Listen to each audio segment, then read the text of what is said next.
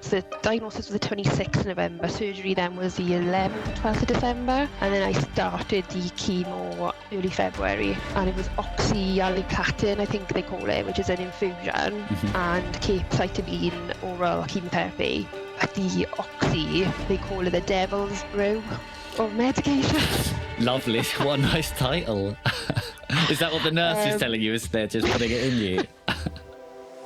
Hello and welcome to the Thrive Against Cancer podcast, where we give a voice to the cancer community. My name is Toby Freeman, founder and CEO of the Robin Cancer Trust, cancer advocate and your host. Every episode we will be hosting open and honest conversations with people affected by cancer, whether personally, as a family member, clinician or charities and organisations. We will be talking to the cancer community about the cancer community and all the things that are important to you.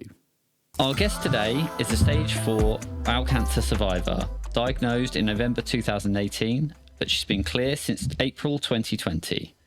She uses her diagnosis to give hope to others, turn pain into a purpose, and by raising awareness of bowel cancer. Today's guest is Rachel Reed. Thank you so much for being here. Thank you for having me. It's an absolute pleasure. I'm glad we finally made this happen after a summer of trials and tribulations, mainly on my side. But yes, absolutely brilliant. Well, shall we dive in? Tell us all about you. Tell the listeners your incredible story.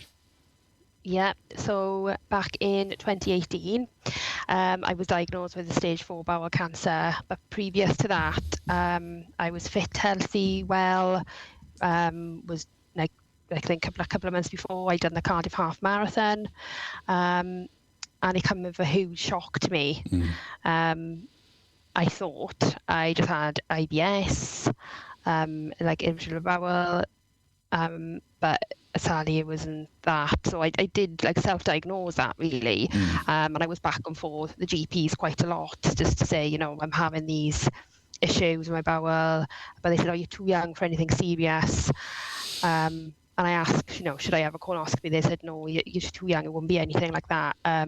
So I was reassured really then, and just continued and just lived on Buscopan, took really a lot of probiotic capsules because that seemed to help, cut my diet out of gluten and dairy because that seemed to like make the issues worse, but reinforced to me thinking I had a food intolerance or like sensitive stomach to those foods. And I was very tired as well, very fatigued and really struggled to do a full day's work. So I knew something was wrong, but I didn't really know what was going on. And I was admitted twice in the April of 2018 with abdominal pain, and they diagnosed me with an ovarian cyst. But it wasn't until I had a colonoscopy, which was referred to by my dermatologist, that they found the bowel cancer through a colonoscopy. So I was under my dermatologist because I got a chronic skin condition. I've got psoriasis chronically. So I was on a biological medication, and I thought that was giving me the issues with my stomach. But my dermatologist said, let's get that checked out. And yeah, thankfully for him, that's the way I got my colonoscopy, and that's how it was found. Wow, that's a convoluted route to get to a diagnosis as well, isn't it? Like, great from your dermatologist, but you know, the classic, you're too young for this. Like you say, you know your body, something was wrong, but someone said you're too young for cancer. That takes that thought out of your head, I imagine. Yeah. You know, you're not thinking that at all. And how old were you, sorry, at this point? You were? 33. 33, you know, it's very young. Yeah, it was a week. So the 26th of November, I got the diagnosis, and my birthday was on the 1st of December. So it's like a week before my 34th birthday. It was the worst birthday ever. Wow. Yeah. But when I got diagnosed, I just thought, what they told me in the colonoscopy was that they found a lesion on my appendix. So I didn't think anything of that. So I just thought, I'll just need my appendix out. So when I went to the appointment, luckily I drove past my mum's house and picked her up on the way, because I would have gone to that appointment on my own when they give me the diagnosis, because I didn't have no clue that they were going to diagnose me then. And I just thought, well, it'll just be a simple appendix. And when they told me, I just thought, I didn't have any symptoms, but looking back, I did have all the symptoms except for the blood in the stools. I didn't get blood, but I did have one episode where I had a lot of like really like black stools, and I just thought that was something I ate or something like that. I think that they said that was like a sort of sign of internal bleeding then that I did have, which I didn't, again, put that down to lifestyle, something I ate, and stomach pains, just putting that down to something I've eaten that day. Yeah. But I had all the common symptoms. That's why I'm so passionate now, because I'm still here somehow. So when I got diagnosed, they said, we hopefully found it really early. It'll be a quick op. They seen me within 2 weeks. So I was from diagnosis into surgery, it was 2 weeks, which was rapid. So I couldn't really get my head around that. And they prepared me to have a stoma bag as well. They didn't know. And they said, it's a quick operation, you'll be out by lunchtime. So I went down into the surgery for 9, and I think I didn't leave recovery until 6 p.m. that night. So I was in surgery for a good 7-8 hours. And yeah, it was just like, I felt when I woke up, I felt I was being eaten by a lion. That's the only thing I can describe, because they said they didn't give me like loads of they didn't give me an epidural, they just gave me like a spinal block, which is not as strong as an epidural. Wow. So I had all these wires coming out to me. They were trying to give me more, pain relief, because I had such a huge op. So basically, they found that it spread outside the bowel into my uterus, cervix, into my peritoneum area. So yeah, I had a massive op, and I had a stoma, I had a hysterectomy, and a stent in my bladder. And so you were not, how could you prepare for 2 weeks for any of that? And that's all unknown, right? So you went in thinking they might take a section of my bowel, and then they just, wow, that's a much bigger, hugely life-changing surgery, isn't it? To deal with. Yeah. And I didn't know what they did until the following morning, when the surgeon came to my bed at 7 a.m. the next morning. And when they told me what they did, I was in so much pain that I couldn't get upset. I could not get upset. So I sort of had that trauma sort of in me then, because I couldn't process what he was saying. I was really sad, because I was thinking about starting a family at that time as well. I was thinking, it might be the right time for me, and then that was sort of taken away from me then. So, and I'm still I'm still processing some of that stuff now. And I just got the passion. When I'm sitting in that hospital bed, I just thought, I cannot let this happen to anyone else. This gotta stop. No more young people gotta go through this like I have. It's just no. Where did that come from? That thought, was that just because it was almost so traumatic, or was that something you thought about before, or was it just like this something good right now? Yeah, I think it's because I was in so much pain, and I just want to try and like do something out of the pain, I think. So that I haven't gone through this for nothing. I need to, and it's helped me recover in a way as well, just to have a purpose after the diagnosis. And I sadly then had a spread as well to my lung then, in 2019. I had to have a wedge resection in my lung. So I went down the surgery route and everything again. So it just pushed me more just to try and save as many lives and save the complications after surgery as well, and the chemo and everything else that comes with it after is horrendous. Yeah. So do you want to talk to us about that? What you obviously had this massive surgery. You got no time going into this or afterwards. You've had this huge bit of news. Is it then recovery into chemotherapy after that? Yeah. So the surgery was. So the diagnosis was the 26th of November. Surgery then was the 11th or 12th of December, and then I started the chemo early February. And it was oxaliplatin, I think they call it, which is an infusion, and capecitabine oral chemotherapy. But the oxy, they call it the devil's brew of medication. Lovely. What a nice title. Is that what the nurse is telling you? Is they're just putting it in you? They said it was 80% toxic. And I thought, oh my God. But yeah, I didn't read the side effects. I just thought I'm just going to go in and just, otherwise people think, oh, you'll read the side effects, you might think, overthink it. But I basically had every single side effect. Are we okay to talk about that? Are we okay to dive into it? Yeah. So the nausea was like 24 hours after was horrendous. I felt like I've drunk a bottle of wine, but it weren't like the drunk nice feeling. It was the dizziness feeling and couldn't move your body. And then it makes all your extremities more like your hands can feel the cold loads more. So when I went to the loo, I get up and I could nearly fell, and then it was like, oh, don't get up, we've got to come with you. And I'm like, oh, okay. So you're used to being independent and everything, it just changes everything. And then when I went to wash my hands, it felt like I put my hands in needles. So I had to like wash my hands in warm water, drink warm water, because when you breathe in cold air, it feels like you're choking on air as well, because it's cold. So you've got to make sure you're wearing a scarf. And so if you think you're in the night, I was feeling really sick, dry retching, and then when you're breathing in the cold air, you're choking as well.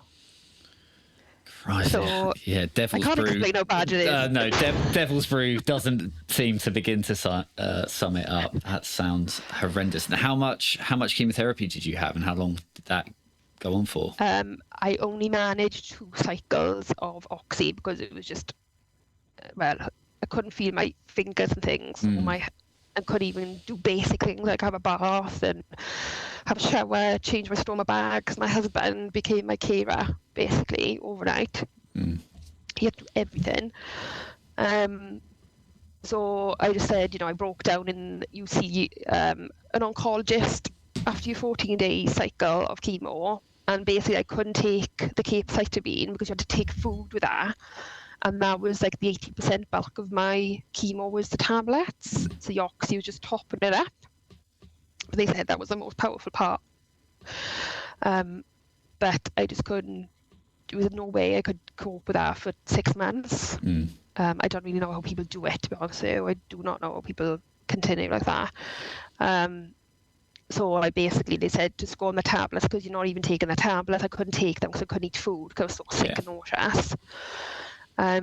So I just basically went on tablet form chemotherapy then for the following remainder of the chemo, and I was loads better on that. I'm still tired and I still struggled every day, but I didn't have the choking and the sickness and what I had with the Devil's Brew then, should I say. Crikey. Yeah. And then in 2019, I'm not going to say after you've got anywhere near over any of that, that's still all happening. 2019, a reoccurrence in your lung.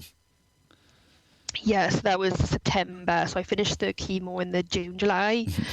And I asked my oncologist, can you just scan me before you discharge me from chemo? So we don't really normally do it, but okay, I pushed for it. And thankfully I did, because they found like a lesion there on the lung. Wow. And what drove you to push for that? Was that just that, did you think something was wrong, or just like an anxiety, I need to know that everything's okay? Both really. And I was on like pains in my chest now and again. And I thought, I don't know, I need to be checked again.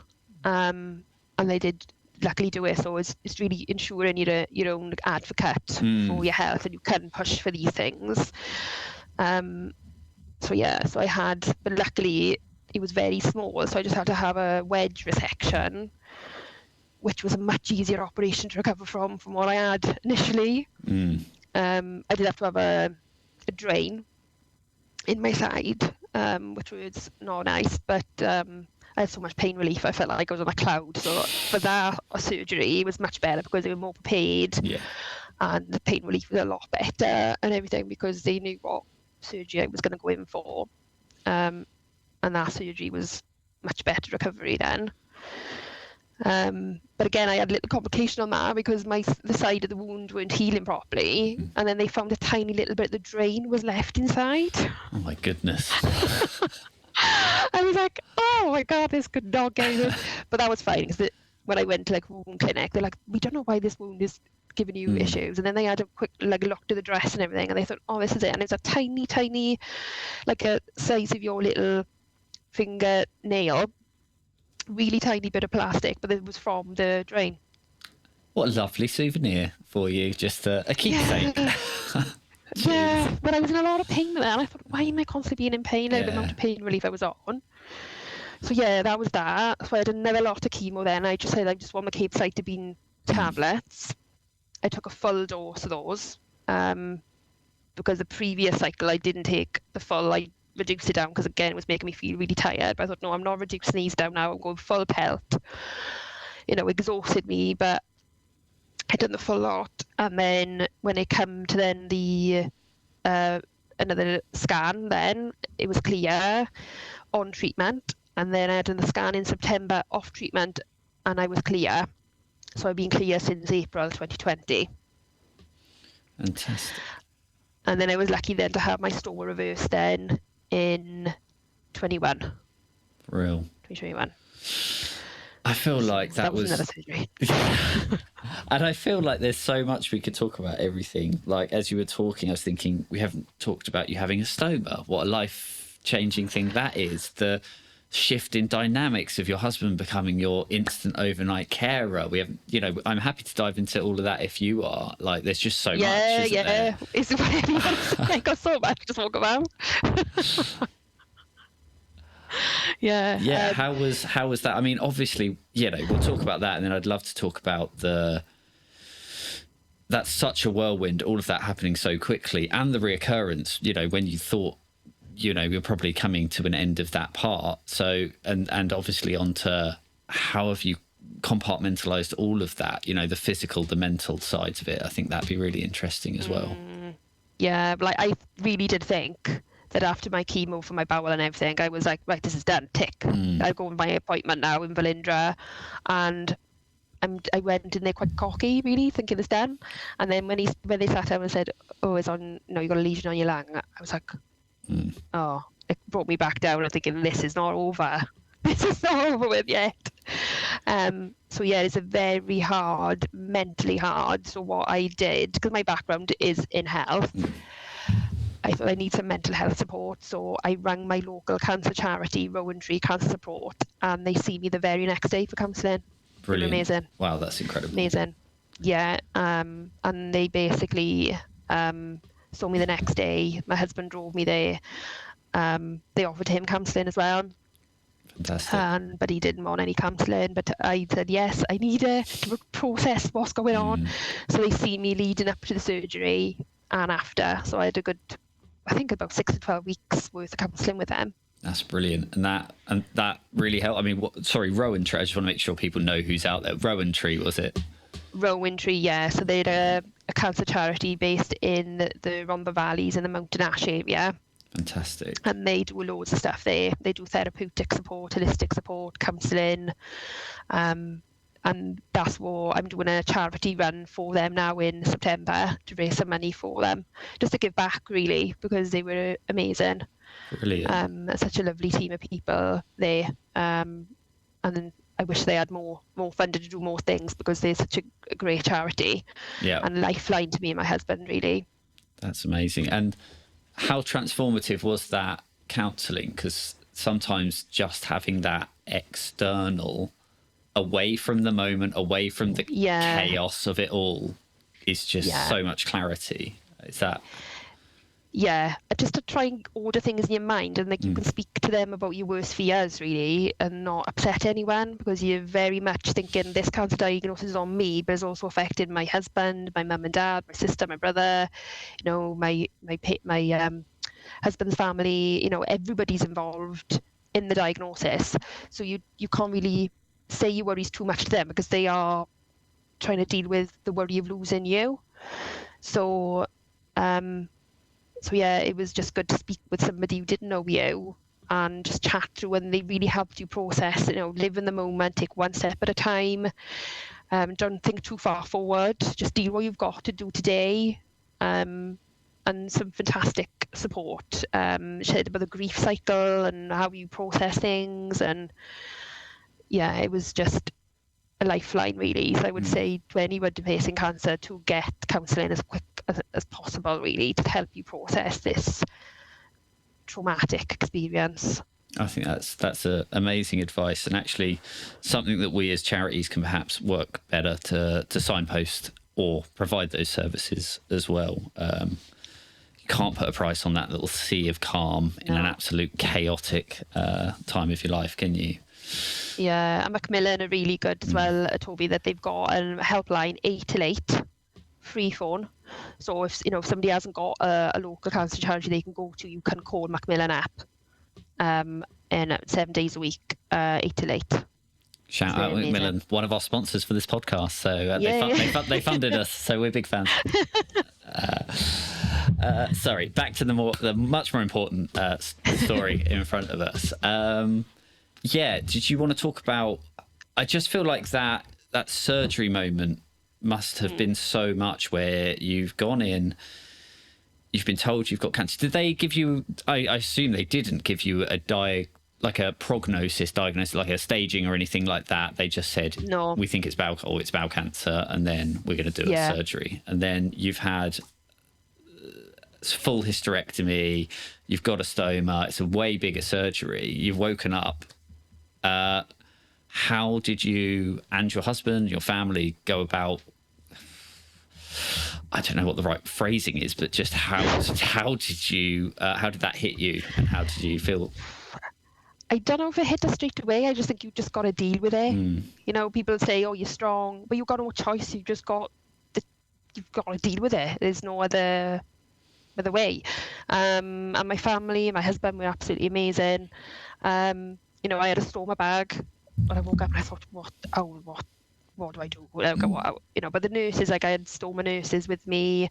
Helen, my stoma nurse, she was absolutely amazing. So she prepped me before, give me the kit and stuff and show me how to change a stoma. But they were on the wards with me as well, show me how to change a stoma bag.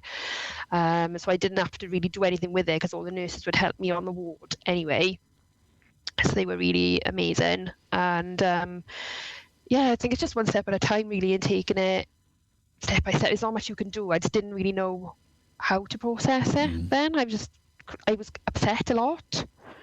And I wish there was some sort of support on the ward to support a cancer patient coming to terms with what's been done. You're just not, you're given the care for your surgery, but you're not really given the care for your mind then. And they did say to me, "Oh, do you want me to refer you to the mental health?" And I was like, "No, I'm not. I don't need a mental health person to come and see me. I'm not. I didn't see it as that. I just thought I just need emotional support." That's really interesting, isn't it? Yeah, they're treating your body and they're doing amazing, and that's what they're there for. But they're not holistically treating all of you. Yeah. Yeah. I could have done with that, really. But then I was on a ward with some fantastic ladies. The lady Pam, I call her my angel, she was on the ward with me, and because I had such horrendous surgery and I didn't have enough pain relief when the nurses were coming around with the pain relief, I couldn't wait, so she would hold my hand. So they're on their way, they come in, hold my hand. The ladies on the ward with me were just, well, they let my lifeline as well. Because obviously family can come in at certain times. My husband was up to come in as much as he wanted. But I was aware it was a lot for him as well, so he needed his time, and he was getting ill from the stress as well. So I was like, don't worry about coming to see me today. You need to look after you as well. So the ladies on the ward were just incredible as well. And I'm still in contact with some of them now. Oh, I love that. Shout out to all the amazing nurses that hold us together in these moments. Yeah, and the patients, Pam was a patient. Oh, was she? Sorry, I didn't realise. Yeah, she was having a stoma bag as well, same as me. So I called calling the call on, and I think she called hers Paloma. I can't remember now. Paloma the stoma, I'm sure. Nice. Everyone loves a pun. That's great. So we were just cutting out our bags, and because you've got to cut out the circles for your stoma site and things. And yeah, we just worked through it together. Brilliant. Yeah. Solidarity on the ward. Support. Yeah, definitely. So where did you had this moment of, I want something good to come out of this. This is rubbish. I don't want this to happen to other people. Where did your advocacy, where did that begin? How did that begin? What were the steps was it just social media? Was it talking to friends and family? How did that seed grow? Yes, so it was through Bowel Cancer UK, but I would say, first of all, I didn't want to talk about it. I didn't really want to speak about my diagnosis. I wanted to keep it, didn't want people to know first. And it was very traumatic for me to speak about it because it does give you PTSD speaking about things. But as time has gone on, I'm a lot better now. But when I felt it was right and I felt I could do it, not everybody can. And I feel like I speak about my experience on behalf of those people who can't. And it is hard speaking about your experience. It's not an easy thing to do. But Bowel Cancer UK, I reached out to them, I think it was, and amazing fundraiser manager Michael Locke helped me raise awareness of my story. I basically met him in a coffee shop in Sainsbury's, spoke to him about my story, and he said, if you're ready, he said, I can support you to get your story out there. And I think what pushed me more was I was on Instagram and I was finding so many other people get an experience of this late diagnosis. And there was a lady called Kelly Smith on Instagram. She's no longer with us, sadly, and she was called Kick-Ass Kel, and I used to follow her, and she used to raise awareness, speak about her story. There was also Deborah James, Bowel Babe as well. She would do the same. And I thought, I want to help them and I want to continue their work as well and stand together with them. Yeah. So that's what I decided to do. So Bowel Cancer UK gave me that platform then, and I've become a Bowel Cancer UK volunteer, and they've opened doors up for me really to share my story as wide as possible to help me put my pain into a purpose. And that's what the volunteering role that I've got with Bowel Cancer UK does. That's amazing.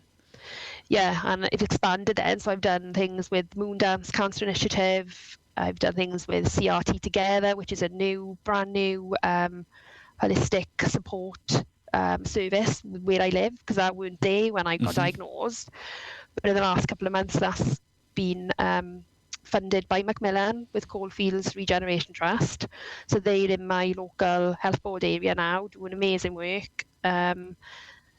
So I'm just trying to support as many local charities as I can, support charities in Wales, and to get the message out there really that you can survive a stage 4, and there is life after cancer.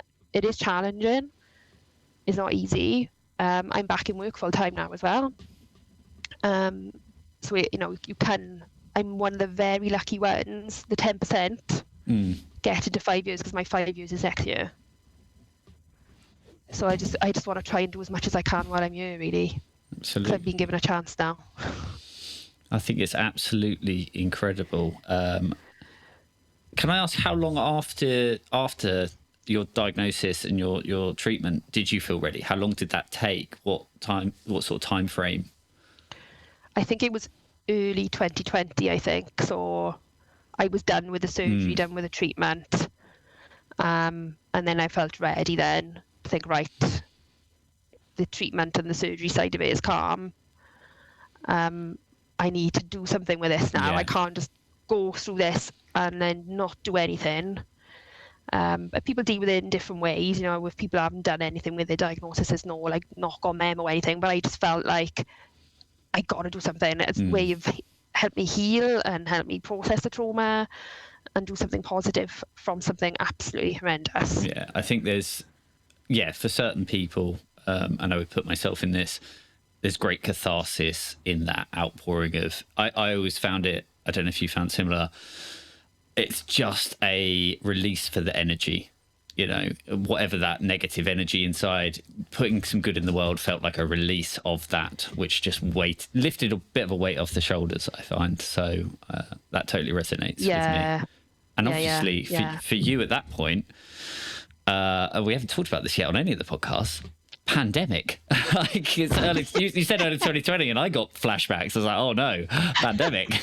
Oh yeah, it's a pandemic. Lovely. Yeah, so I was cancer free. Just finished chemo, and then the pandemic came, and I'm like, oh, I still can't leave that. Oh my gosh. Oh dear. But I found a great support online to get myself I'd use the time to rehabilitate myself. Mm-hmm. And I also went back to work as well to support the pandemic response as well. Cool. So I was like, oh, let me work weekends, I can do that. You know, I was really like, get me back into work because I've been off work for like 18 months. So I went back to work to support with the pandemic, and also then I done like some exercise groups online because because when you finish your chemo treatment surgery, your body is just broken. And I did a little bit of like rehab with exercise referral scheme that they've got in Wales. But then in lockdown, there was obviously nothing I could go to then. The gyms were closed. You couldn't really do anything. So online, I stumbled across Lauren Green, who she got a page called Empowered Women, and she basically done a 30-minute to 45-minute workout, 10 a.m. every single day throughout lockdown for free. That is excellent. So I worked with Lauren, and she basically helped me recover from chemo. Got me back on my feet, basically. I did, when I first started, I felt like I can't do this. But it was okay because I was in my house. So if I had to stop or I couldn't carry on, I was there. But when it was loads of us online, and we all be commenting on the Instagram feed, and it was just a fantastic support of women together. That's brilliant. And that got me through the lockdown. And just walking around my local area. But it was hard because you couldn't see any family. And then in the lockdown situation, I had my stoma reversal then in 2021. We were still in a lockdown situation as well. So I couldn't have no visitors or anything when I had my reversal. And that was really, really hard. No visitors at all allowed. Yeah. And that was really, really difficult. It feels so long ago, but it's not at all, isn't it? But it was such a unique period, especially with, shielding, having your social bubbles, these sort of things like you've gone through, having a surgery. Part of the mental healing from a surgery is having your loved ones around, isn't it? And that makes all of that slightly easier for everyone, for the loved ones as well. I'm sure all your loved ones hated not being able to come see you. Yeah, it weren't the best. And with the stoma surgery, they leave you with an open wound where the stoma was. So I had like a 5 centimeter deep wound in my stomach. That was not a pretty picture, let me tell you. That was horrendous as well. Does that just that just heals up eventually? Is that the? So you have a nurse that comes out to your house then every day to pack the wounds. They pack it, and obviously you've got to learn how to use your bowel again because I didn't have use of it for 2 years. So that was very challenging. The amount of times I was covered in poop was a lot. That's a common theme on this podcast, by the way. Because I couldn't hold. I could not hold. I was like trying to run up the stairs. I was like, it's happened again. I was like being tears, and it was just. And then when you go into loo, you've got that deep wound. So I was just like howling on the loo a lot of the time. The first couple of weeks was horrendous, and I thought, why have I done this to myself? And because your diet is really restricted then as well, because your bowel is all being messed about again, put back together. So my diet. Like even now, I've got to be really careful with fibre because I haven't got that storage area there anymore because my sigmoid colon where you store your stool, I haven't got that. So I take medication every day to control my bowel. I've got to be really careful, and if I need to go, I need to go. So it's always making sure I know where toilets are, or it's never over with, sadly. And I was quite naive. Before cancer, I just thought you have chemo, have surgery, done. I wish it was that easy because it's just not ever over with, sadly. But it's going to be different. Your function is going to be different at every everybody's surgery is going to be different. So making sure to speak with your team of what function you're going to have first of all before you even go into a reversal. But what I did really is get my nutrition from like protein drinks, soups, anything low fibre, so like cheeses, pasta, stay away from the high fibre, anything high fibre. To stay away from that, and foods that slow down your movement in bowel would be things like potatoes, marshmallows, like gelatine is really good. But it's trial and error, because even now, a few years on, I'm starting to eat more foods again than what I couldn't before. So they do say, oh, whatever your function is now in 6 months, that's what you're going to be like, but it's not. Your body is continually, I'm finding now, it is much better than I was at the start, because I thought, how am I going to function? Because I love my fruit and veg, I love a big bowl of salad, and I couldn't eat any of that. So I was thinking, right, what other ways can I do? So it's just saying adapt and overcome. So tinned fruit, I know it's not the nicest as fresh, but tinned fruit. Sometimes tinned veg is a little bit easier. Grating things down, so grating carrot, grating cucumber. Just find ways and methods to help, but slow and steady introduction. But yeah, just getting that protein in really. If you're having soups, put chicken in with it, and just trying to think, right, how can I add in nutrition here? And it's very frustrating, because you think, oh yeah, I can eat this, and then you can't. And just taking one step at a time as well is really, really important. But with my stoma, I could eat, because it was a colostomy I had, not an ileostomy. So the ileostomy is for a small bowel, and I had a colostomy, which is for the large bowel. It gives you a bit of more option with food, but I could basically eat anything with that. So conversely, it's more difficult, even though you've got the outcome you would want. Yes, yeah. But yeah, you just got to adapt and overcome with it. Like with the stoma, I think it took me a good 6 months to adjust to that and learn, and always take your supplies out with you, because you never know when your stoma is going to kick off, or you need those supplies. So I always say to somebody who's had a stoma, just make sure you take a spare bag and the supplies out with you in your bag, just in case. And yeah, it's the same now with me. I always take like clothes with me, or just in case I need to get changed. But yeah, it's not easy. It's really hard. But yeah, I think I'm sort of together now. And then some weeks I say, yeah, it's been a good week, and then the following day I'm really ill. So it's like I don't want to jinx myself now. But yeah, and because they put me back together again, I've got a sort of narrowing in the bowel. So sometimes then I can't go. Then I'm feeling sick. Yeah. So I had one time I vomited, and then I was fine, then I could go. It was really, really hot. It was horrendous, because I felt I got to be admitted into hospital now because I've got a blockage. But I managed to get through that. But it does wipe you out. Anything bowel-wise is just so draining. But yeah, I did start keeping like a food diary as well, just to know what my safe foods were, what foods I maybe try this week. But yeah, just getting that protein in is way to fill up. And if you can, so you can get a referral to a dietitian as well. It's for that nutritional support. But just get nutritional supplements if you can through a dietitian. I would advise as well. That's brilliant advice. Thank you for sharing all of that. I'm sure that'll be incredibly helpful.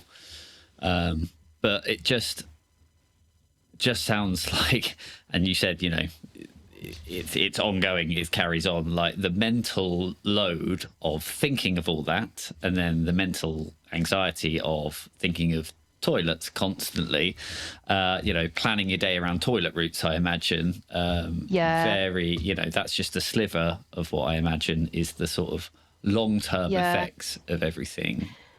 Yeah, well, I just make sure I got loperamide capsules with me now. So if I think I'm not sure about this food, if I haven't had it before, I'll just take extra medication. So I've always got my medication with me, like Buscopan and loperamide. I've got that with me all the time. And so far that's working. Because I used to take it after, but I take it before now, and that seems to work a lot better as well. and if the other day, I think if me and my husband we do walking quite a bit, so I make sure I take more medication then. And if I go out for coffee, I always have decaf, because caffeine is a trigger for going to the loo. Yeah. So it's just making sure you were just thinking, right, I'm out now, let's have a decaf coffee, even though I like a full caffeinated one. So it's just, there's ways around it. I always try and find an option, and I always try and adapt and overcome to the situation all the time. And I was worried, like even going back to the gym, I thought if I go to a class now, I'm really worried if I got to run out. So, but the instructors in the gym, I go to a turned up fitness class. It's like a dancing class, and I spoke to the instructors, and I said, if I go out, don't worry about me. If I don't come back, I just got to go home because I've got, a long-term disability. And they were amazing, because those are times I've gone, they're like, bye, Rich, see you next week.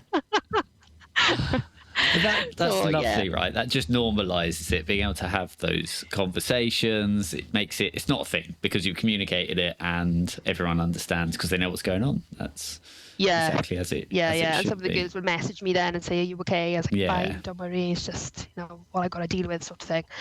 But the gym that I go to, they've been amazing, because we done a 3-hour dance-a-thon. So the girls who I dance with in the Turned Up Fitness, Kirsty especially, she helped me do, Kirsty and Amy from Turned Up Fitness and One-to-One Gym, they helped me do a 3-hour dance-a-thon where I danced up in a poo emoji outfit for 3 hours dancing.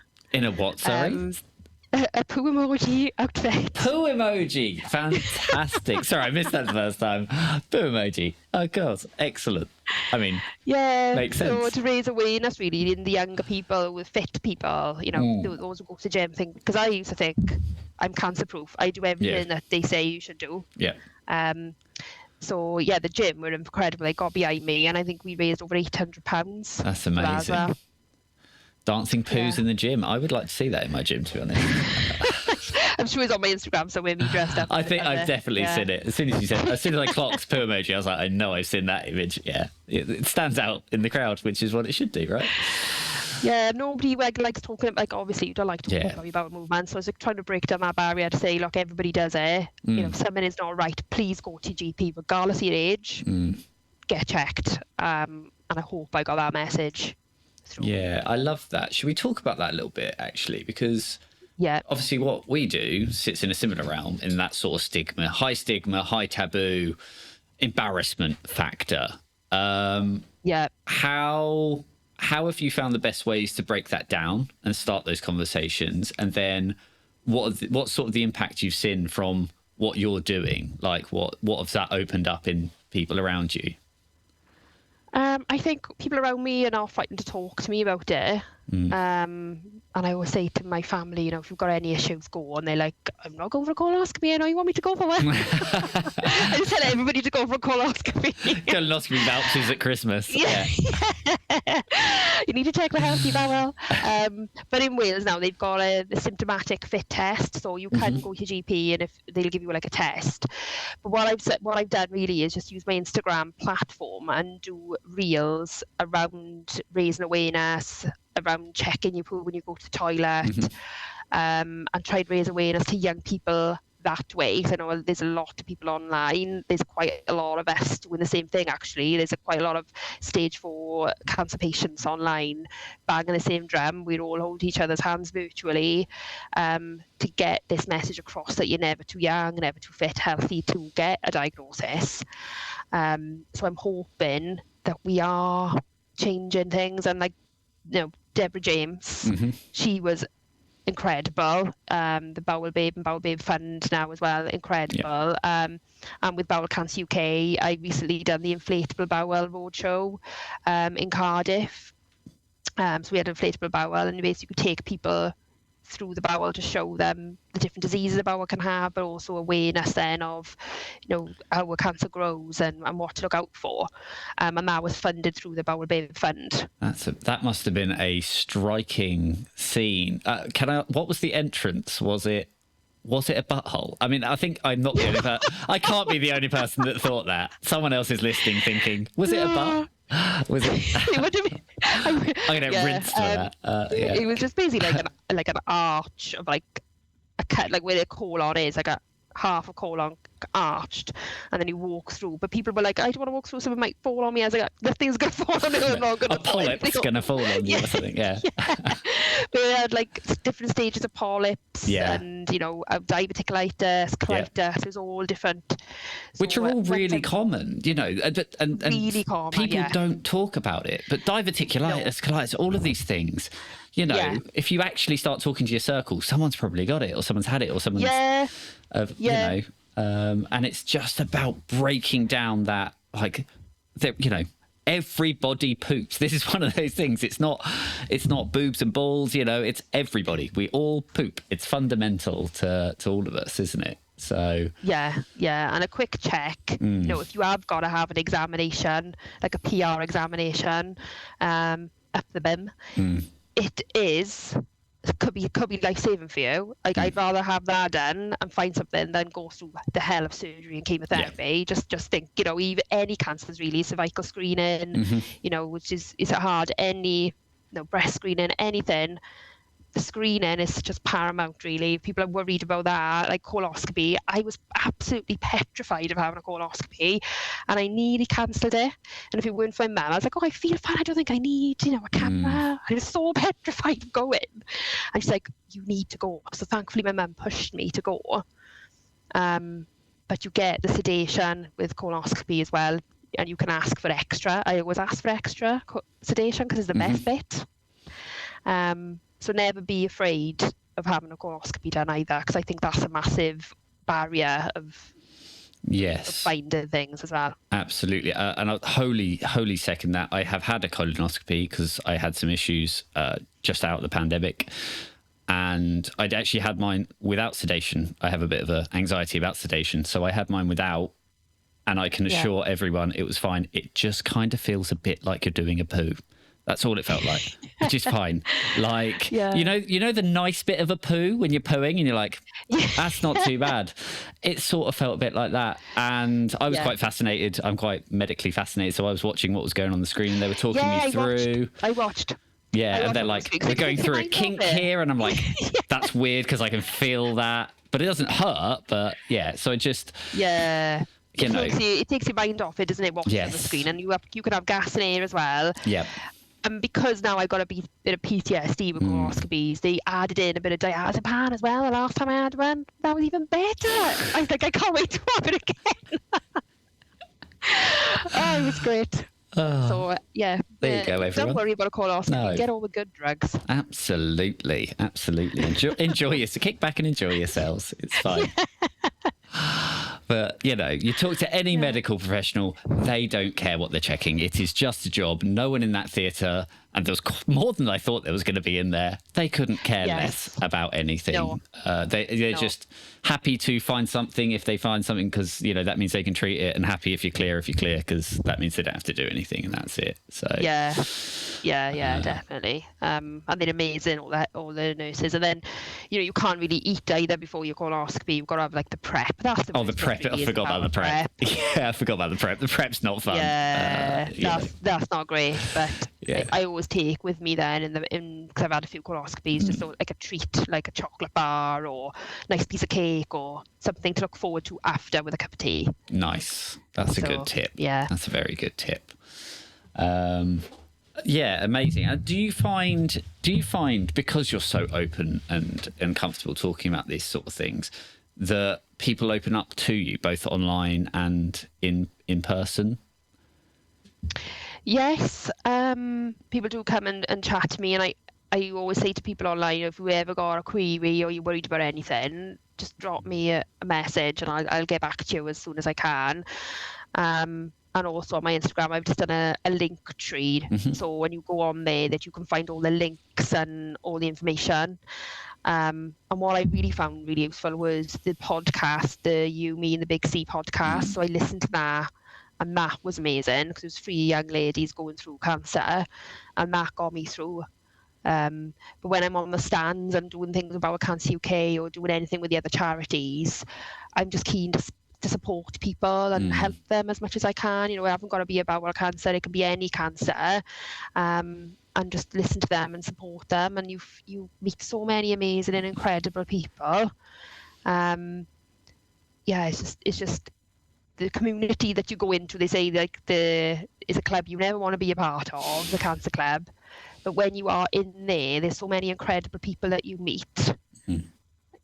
It's just amazing, really, the support that is up there within the community. Yeah, our Thriver packs say welcome to the club. No one wanted to join. Like, we're sorry you found us, or sorry you're here, but glad you found us. You know, it's that sort of exactly that. No one wants to have cancer. No one wants to be there, but there is an amazing community and amazing amount of people out there that will bend over backwards to help and support, won't they? So, and I think people. Oh, sorry. I was just going to say, and I think people want to talk about these things. You know, 1 in 2 of us will be affected in our lifetime. So, people like yourself out there, big poo emojis out there on the stands, talking about it, being so open and honest, allows other people the opportunity to talk about it. And I think there's huge weight and importance to that, because it allows the conversations to take place. Yeah, and so many people have been affected, like through the Wales Bowel Cancer UK group. I work with some fantastic volunteers like Sasha, Deb, and Chris Daniels, which I hope will come on the podcast next, because he's going to be climbing. Well, he just climbed Pen y Fan. He does so many different amazing charities. Just so many fundraising things for Bowel Cancer UK, because sadly he lost his wife Rita to bowel cancer, and he basically climbed Pen y Fan mountain 3 times a day, and 25, I think it was in 22 days or something, and he done it. But through the last year, he's done like 12 amazing challenges, like the London Marathon. He's done so many amazing things, and now next year, the 1st of April, he's going to be climbing Pen y Fan every day for the year, so 365 climbs. Wild. And he's back up the mountain now. He's training for an hour. I was like, have a rest. He cannot rest. So I think he's going to be an incredible one for you to speak to, Chris, because he's just so passionate and amazing. He's done so many amazing things. That sounds, absolutely incredible. Would love to talk to him. So what does life look like for you now? What's moving forwards? How are you still under surveillance? You're coming up to 5 years, so you're still having. Yeah, so my last lot of scans will be April 25. Is that? Do you feel like that's looming, or how do you feel about that? Like, are you just want to get there, or is it a bit of apprehension that at 5 years maybe you're untethered a bit? Or... Yeah, I just feel like I need to, because when you first get your surveillance scans, you always panic. Because I pushed for 6 monthly scans, because they don't really do that. And I said, I'm a stage 4 cancer patient. I want 6 monthly scans the first 2-3 years. And my consultant allowed it to happen. So again, if you feel like you want more scans, they say you only can have 1 year or whatever they advise you, feel free to ask your team to give you that reassurance.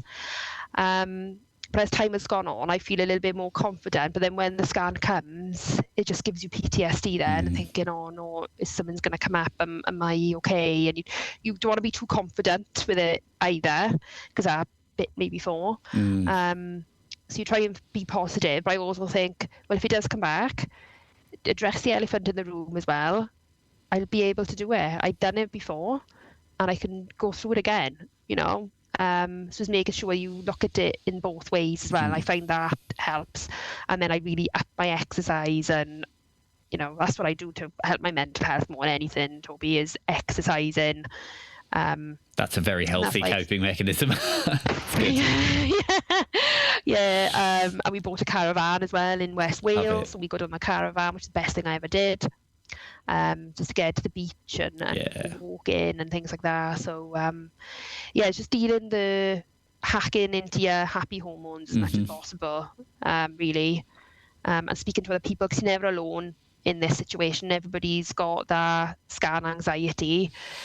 You know what each other's going through, so it's just there to hold your hand, help each other. And you know, I'm back in work now, and I'm just trying to support as many charities and things as possible. So another thing that's happened in the local area where I live in Pontypridd is they've got a 5K Your Way group. They just basically park run, but it's like a walk-in group really attached to park run. And you do the 5K Your Way. So it's for cancer patients or anybody affected by cancer. You basically, the park run is going on, but you're at the end of that area, and all the cancer patients come together, and we walk around the park together. That's brilliant. That's not. Is that? I might be saying the wrong. Is that the organisation name? Because there's an organisation I know that does it called Move Against Cancer. Is that right? Yeah, so it's Move Against Cancer. And they linked in with Parkrun and 5K Your Way is all like linked in together, I think. But that's quite new within Ponty. Yeah, I love it. So I'm volunteering for that. So it's last Sunday of every month. And it's the amount of lovely people I've met and patients that I've met. Again, it's just so lovely to support each other as well. And like you break to the barrier then. So if you feel like, I might try a run, you go in there to the park run anyway. And me and my husband did the park run together the last couple of weeks ago. And I'd never thought I'd be able to do a park run again. And I did it. So I was like, yay. Love a park run. That's so good. We've had an absolute smorgasbord of amazing organisations to shout out. It's absolutely incredible. We'll try and tally all of them and link them when we put this live so that people can find them really easy, because it sounds like you are involved in absolutely loads. There's so many that help me, and like I want to drop Maggie's Cardiff into this as well, because Maggie's Cardiff were amazing because they were open in 2019. So as soon as they opened, I accessed them. The Shine, they support people in their 20s, 30s and 40s as well. So I went along to a couple of those sessions, and I think Shine and Move Against Cancer are coming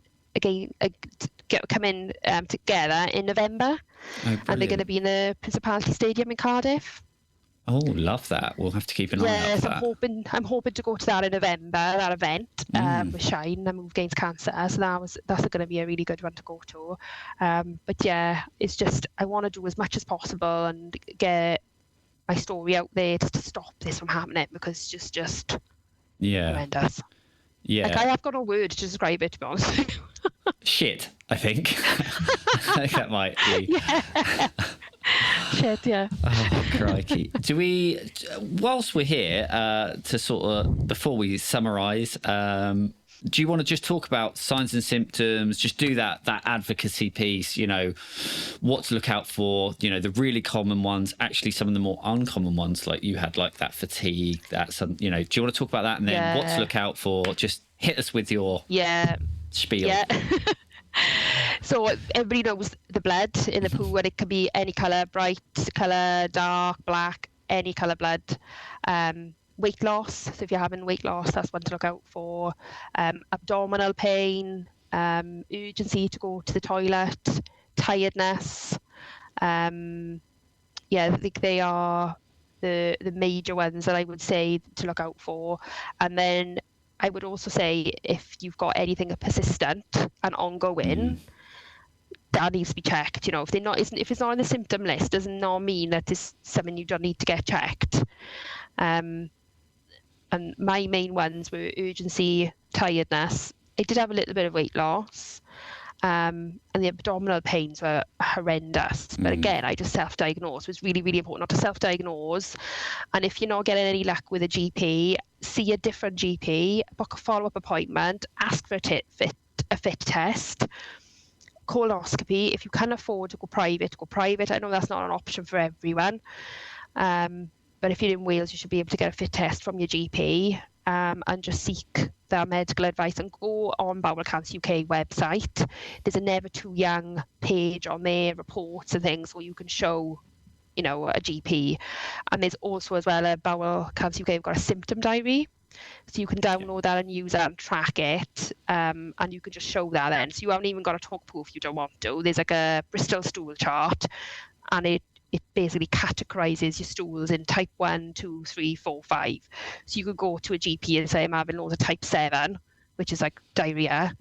So I've had type 7. You haven't even got to say the word. You say, I'm using the Bristol stool chart if that's like an issue. And, instead of saying bowel, you can say digestive health. So there's ways of you can talk about it. If you feel embarrassed about talking about it, then there's ways to chat about it. And then I think, Bowel Cancer UK got to Ask a Nurse service as well. So you can call them. So have a look on the Bowel Cancer UK website. There's loads on there. That is absolutely amazing advice. Thank you very much. And if anyone ever says you're too young for this, you can, well, I won't say what you can do, but you can say, no, I am not. Look at Rachie Reed on Instagram. This is her story. This can happen. I'm sure you'd be okay with that with someone. 100%, yeah. Just showing them me dancing around in the costume. Why is she doing that? Love it. We could, as with all our guests, talk all day, but we do only have a certain amount of time booked in the studio. So thank you so much. Can I just say, one of the things that I've just written down here on my notepad is the absolute importance that I think you epitomise throughout all stages of what you've just told us about is self-advocacy and empowerment in your own health. Like, that just rung so true for me in every stage of what you were saying. And I think that could potentially just be the thing that saves your life, is pushing for these things, pushing for that scan, pushing, going, this is not right. This is not right. Something's wrong in my body. I want more scans. I want this. I think that can't be overstated, because it's very easy to just sit back and be passive in these moments, which I'm not judging anyone for whatsoever. But in your case, this has certainly had a hugely profound impact. And I think that's amazing. Yeah. And it's listening to your body, knowing you're normal. And your body will tell you. My body was telling me something was wrong constantly. And I kept on thinking, am I a hypochondriac? Surely there is something wrong with me here. And I felt nobody was helping me. So I'm thanking the dermatologist, basically, because he saved me. Absolutely. That's incredible. As we do with all our guests, are you okay if I quickly shoot through 5 questions? And we'd love to hear your thoughts on them. So what advice would you give to someone who's worried they might have cancer? Go and see a healthcare professional straight away. That's what I would say. Book a GP appointment. And don't stress, because it can be, don't never Google. It can be anything, it can be anything. So never think it is cancer, but it's really important to get our GP appointment booked, or a nurse appointment, and to talk about your concerns. That's the number one thing I'd say. Brilliant. What was the most impactful thing someone did for you after your diagnosis? Supporting me, really, and just coming around me and supporting me, and weaved in with all this, Toby. I forgot to say, I was moving house the same time I got diagnosed. Oh, just highly stressful. The most stressful thing. Oh my goodness. So all my friends and family come, like my sister-in-law and my brother-in-law come down from West Wales to come and help us move. All my friends and family rallied round. My sister was incredible. She was whipping my husband into shape and getting him to do everything. So my sister just took the reins, basically, of my house move, because I could not do anything. I was just too unwell. Yeah. So, the support of family and friends has just been incredible to me. Absolutely invaluable. What's the worst thing someone has said to you about having cancer? I just think it's a general culture and society thought of, once you've had the diagnosis, you get over it and it's done. That's what really I find hard. It's like, oh, it's done now. You're fine now. Everything's fine, and it's not fine, because I'm living now with, I can't ever have a family, so I'm constantly affected. Like Christmas time, school holidays, everybody's having a lovely time with their families, and if I go to the beach, it's family building a sandcastle together and things. You get triggered all the time. I get triggered a lot. So it's just having that understanding, really, for everyone to have the understanding. If you know somebody you've gone through cancer, just to know they need that support always, not just. And I'm quite lucky. I've got friends and family who are amazing support, but the wider society, I think, and I did think that as well myself. That it's done with, get on with your life, sort of thing. But it's not. You sort of build your life around your diagnosis. Yeah, that grief and that trauma stays there. Your life just sort of grows around it. And I think there's perhaps what we hear often is just, especially in young adult cancer patients, is, oh, you're young, you're over it, you're resilient. That's just not the way. That's just not, is it? It's just not the reality. No. Yeah. What advice would you give to someone recently diagnosed with cancer? I would say reach out to your local cancer charities. If you haven't got one, definitely, Macmillan Helpline is incredible. If you can't feel like you can speak to your friends and family, give them a call, because they're absolutely incredible, and they can signpost you on as well. But definitely reach out to your local cancer charities. We've got a Maggie's Centre. They're amazing. They welcome in. They've got an open door. You can go to Maggie's at any time as well in the days. And yeah, just reach out to your local cancer centre, and go online, hashtag never too young, and you'll find loads of us online. You're not on your own, and help is out there. Brilliant advice. And lastly, what's the biggest lesson you've learned from having cancer? The normal is to be cherished, I will say, because you don't realise, like, people will be like, I'm bored, there's not much going on, day to day, but the day-to-day things, that's what I missed. Going to work, I missed that. Doing the food shopping, the normal things that you take for granted, they're the most important things. The small things are the big things. So it's just living in the now, appreciating your life, and you're more aware, I suppose, of what things can change in minutes. So I'm more appreciative now of everything. I'm so appreciative of everything. I take photos of everything, videos, and so just really appreciate what you have, and appreciate all the small things, and the normal things are the big things. And I think that is a beautiful way to end the podcast. Rachel, thank you so much for being here with us. Thank you so much for talking so brilliantly, openly, honestly, for sharing the traumas, the laughs, everything in between. Thank you for everything that you're doing. Thank you for shouting out so many amazing charities. And we look forward to hearing from you again in the future, I am sure. Thank you so much. Thank you, Toby. Thanks for having me. Thank you for listening, and thank you to our amazing supporters and funders who make this podcast happen. If you enjoyed this episode, please give us a review and follow us on social media at Thrive Against Cancer. And be sure to check out our other episodes wherever you listen to your podcasts and on YouTube. If you want to help support our mission to give a voice to the cancer community, please contact us or visit our website to learn more at thriveagainstcancer.co.uk.